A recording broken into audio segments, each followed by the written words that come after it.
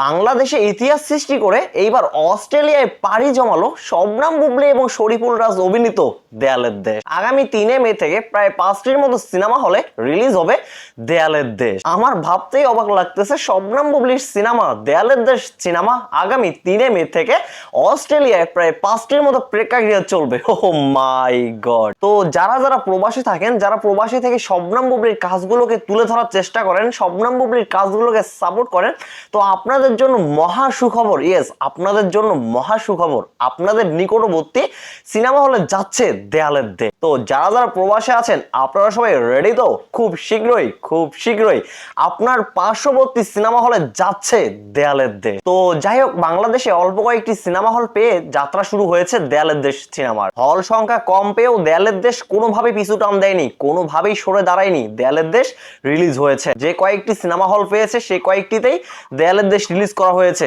তারপরও তারা release date change করে নাই। তো সিনেমাটি রিলিজ হওয়ার পর পুরো দেশে একটা হইচই উঠে গেছে সিনেমাটি নিয়ে। সিনেমার গান, ট্রেলার, টিজার সবকিছু নিয়ে হইচই উঠে গেছে। আর দেশ জুড়ে সিনেমাটি নিয়ে এতটা হইচই হওয়ার প্রধান কারণ হচ্ছে সিনেমার গল্প এবং এই সিনেমায় শবনম বুবলীর পারফরমেন্স, সেই সঙ্গে শবনম বুবলীর লুক। দেশের মানুষ কখনো শবনম বুবলীকে ওই রকম গল্পে অভিনয় করতে দেখেনি। সেই সঙ্গে শবনম বুবলীর লুক, শবনম বুবলীর লুকে যদি আসি তাহলে শবনম বুবলীর লুকে এই রকম লুকে আমরা কখনো দেখিনি। দেশের মানুষ কখনো এই রকম লুকে দেখেনি। আর সিনেমার গল্পের ক্ষেত্রে যদি আসি, দেয়ালের দেশ সিনেমা যেরকম গল্পের সিনেমা, এই রকম গল্পের সিনেমা আমাদের ইন্ডাস্ট্রিতে দ্বিতীয়টা হয়নি। রহস্য, প্রেম, ভালোবাসা, দুঃখ, কষ্ট সবকিছুই ভরপুর রয়েছে দেয়ালের দেশ সিনেমা। তো এর মাঝে আরেকটু কথা বাড়িয়ে বলি, দেয়ালের দেশ সিনেমাটি রিলিজ হবে ঈদে। যখন এই তথ্যটা অনেকের মাঝে ছড়িয়ে গেছে, তারা কিন্তু তখন থেকেই একটা শুরু করছে যে দেয়ালের দেশ সিনেমাটি কোনোভাবেই তারা ঈদে রিলিজ করতে দেবে না। দেয়ালের দেশ সিনেমাটি যখন সেন্সারের জন্য জমা দেওয়া হলো, তখন সেন্সারও কিন্তু দেয়ালের দেশ সিনেমাটিকে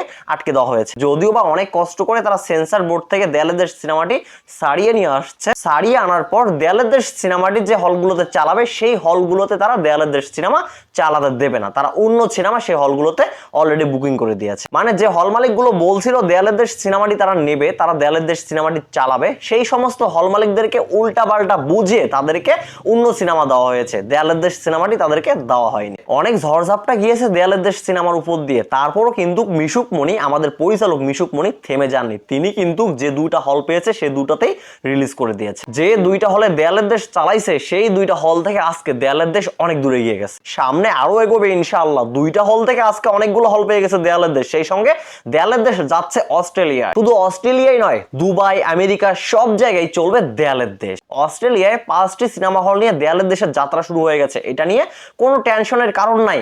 আগামী কয়েকদিনের মধ্যে 5টি থেকে 50, 60, 70 হয়ে যাবে ইনশাআল্লাহ। কারণ একটা ভালো কন্টেন্ট যদি পাবলিক পছন্দ করে, তাহলে সেই কন্টেন্টকে দাবিয়ে রাখার মতো ক্ষমতা কারো থাকে না। যতই চেষ্টা করা হোক না কেন, সেই কন্টেন্টটাকে থামানোর জন্য সেই কন্টেন্টটা কিন্তু থামবে না। সেই কন্টেন্টটা সেই কন্টেন্টের গতিতেই চলবে। তো ভাই ব্রাদার, দেয়ালের দেশ সিনেমা যে কয়েকটি হল নিয়ে অস্ট্রেলিয়া যাত্রা শুরু করছে, সামনে আরো কয়েকটি হল বাড়তে পারে।